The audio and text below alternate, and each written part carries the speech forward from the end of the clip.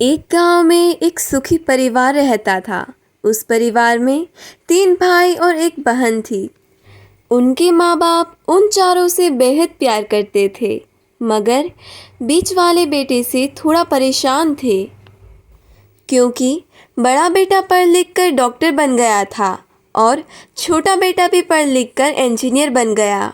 मगर उनका बीच वाला बेटा बिल्कुल गंवार और आवारा ही बनकर रह गया।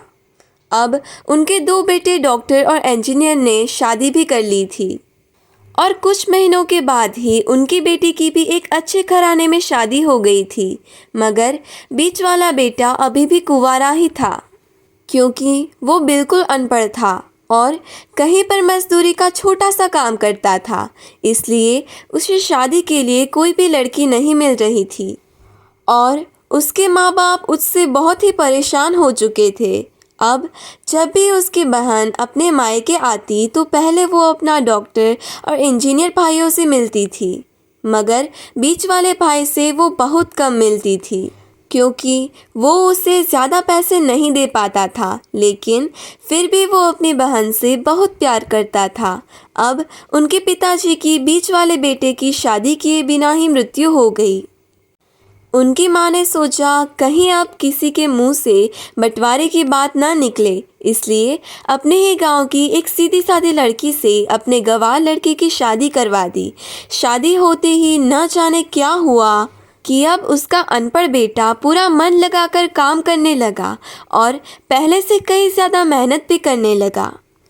अब तो उसे कोई भी दोस्त बुलाने आता तो वो उसे यही कहता था कि भाई पहले तो मैं जैसे तैसे अकेला कमा कर खा लेता था, मगर अब मेरी शादी हो गई है तो मुझे अपनी पत्नी के लिए कमाना भी पड़ता है और कल को आने वाले बच्चों के लिए भी तो कुछ छोड़ना ही पड़ेगा।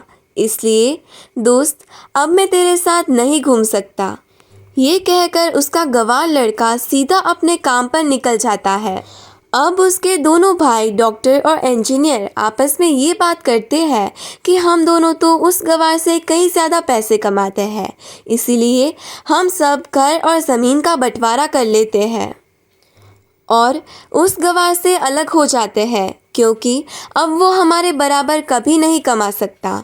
इसलिए उन दोनों भाइयों ने अपनी माँ के लाख मना करने के बावजूद भी बंटवारे की तारीख तय कर दी और उन्होंने अपनी बहन को भी बुलवा लिया और अपने गंवार भाई से भी कह दिया कि आज तुम अपने काम पर मत जाना, क्योंकि हम सब आज घर और ज़मीन का बंटवारा करेंगे। उसी वक्त उसकी बहन भी आ जाती है।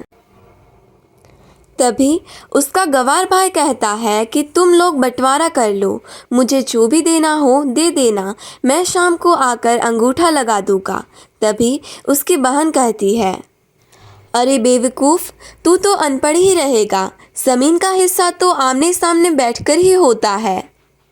तभी उसके दोनों भाई भी बीच वाले गंवार भाई को उल्टा सीधा कहते हैं। तब उसकी माँ भी उसे कहती है कि बेटा आज तू काम पर मत जा, बंटवारा तेरे सामने ही होगा तो अच्छा है। उसी वक्त वकील भी आ जाता है। तभी वकील कहता है कि आपका सारा हिस्सा मिलाकर 10 बीघा ज़मीन है और आपका घर है। अब ये बताओ कि किसको कितना हिस्सा देना है, मैं उसी हिसाब से बंटवारे के कागज़ बना दूंगा। उसी वक्त उनका गंवार भाई कहता है कि वकील साहब 5-5 बीघा मेरे दोनों भाइयों के नाम लिख दो और ये जो हमारा मकान है ये मेरी प्यारी बहन के नाम लिख दो।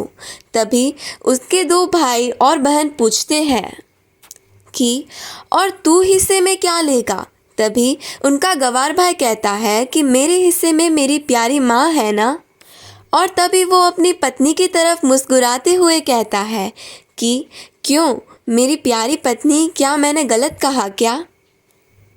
उस गंवार की पत्नी अपनी सास से लिपट कर कहती है कि माँ से बड़ी वसीयत क्या होगी मेरे लिए। और उसी वक्त उसका गंवार पति भी अपनी माँ से लिपट जाता है। गंवार बेटी बहू की इसी प्यार ने ज़मीन जायदाद के बंटवारे को एक सन्नाटे में बदल दिया। तभी बहन अपने गंवार भाई के गले लगकर रोते हुए कहती है कि माफ़ कर दो भैया, मैं आपको समझ नहीं सकी। तभी उसका गंवार भाई कहता है कि मेरी प्यारी बहन, इस घर में जितना अधिकार हमारा है उतना ही अधिकार तेरा भी है। और रही बात बंटवारे की, तो बंटवारा नहीं करने से हमारा जीवन रुक तो नहीं जाएगा। क्यों करते रहे हम बंटवारा? क्या हम एक साथ मिलकर नहीं रह सकते, जैसे हम बचपन में मिलकर रहते थे? एक साथ मिलकर रहने को ही तो कहते हैं एक अच्छा परिवार। और उस अच्छे परिवार को संभालती है एक माँ। तभी उसके दोनों भाई भी बहुत शर्मिंदा होते हैं और वो बंटवारे के सभी कागज फाड़ कर फेंक देते हैं। और उस दिन के बाद से ही उनका पूरा परिवार खुशी खुशी एक साथ रहने लगा। तो दोस्तों, ये थी परिवार और माँ की कहानी। अगर आपको ये कहानी अच्छी लगी हो तो चैनल को जाके जल्दी से सब्सक्राइब ज़रूर कर दीजिएगा। धन्यवाद।